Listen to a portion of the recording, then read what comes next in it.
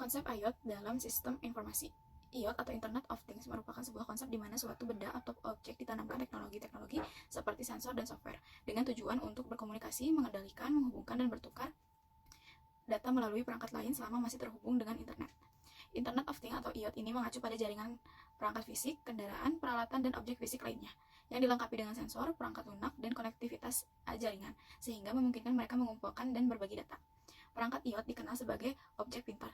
Dapat berkisar dari perangkat rumah pintar sederhana seperti termostat cerdas sehingga perangkat dapat dikenakan seperti jam tangan pintar dan pakaian kemampuan RFID hingga mesin industri dan sistem transportasi yang kompleks. Para ahli teknologi bahkan membayangkan seluruh kota pintar didasarkan pada teknologi IoT. IoT memungkinkan perangkat pintar ini berkomunikasi satu sama lain dan dengan perangkat lain yang mendukung internet seperti smartphone dan gateway, menciptakan jaringan luas. Perangkat yang saling terhubung dapat bertukar data dan melakukan berbagai tugas secara mandiri. Ini dapat mencakup yang pertama yaitu memantau kondisi lingkungan di peternakan, yang kedua yaitu mengelola pola lalu lintas dengan mobil pintar dan perangkat otomotif pintar lainnya, yang ketiga yaitu mengendalikan mesin dan proses di pabrik, yang keempat yaitu melacak inventaris dan pengiriman di gudang. Kemudian ada tujuan IoT. Tujuan utama dari IoT adalah menghubungkan dunia fisik dengan dunia digital, menciptakan jaringan perangkat yang cerdas dan terintegrasi untuk mengumpulkan, menganalisis, serta untuk bertindak berdasarkan data yang dikumpulkan. Perangkat IoT dilengkapi dengan sensor dan perangkat keras yang memungkinkan mereka untuk mengumpulkan data, terhubung ke internet, dan berkomunikasi dengan perangkat lainnya. Kemudian ada pun contoh IoT. Yang pertama yaitu smart home. Smart home merupakan salah satu contoh Internet of Things yang menghubungkan perangkat elektronik seperti lampu, kipas angin, AC, dan perangkat lainnya melalui internet.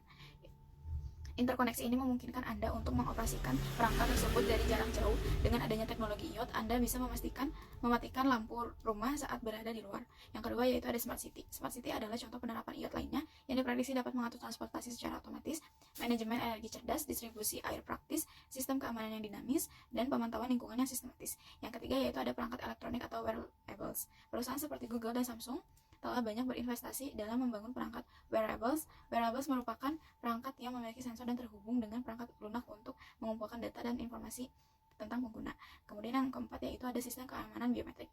Banyak agen keamanan yang menggunakan sistem biometrik untuk menandai kehadiran seseorang, mengizinkan akses hanya pada orang yang berwenang, dan layanan keamanan lainnya yang sejenis. Teknologi biometrik memanfaatkan sidik jari, suara, mata, dan pengenalan wajah. Kemudian ada pun IoT untuk akuntansi.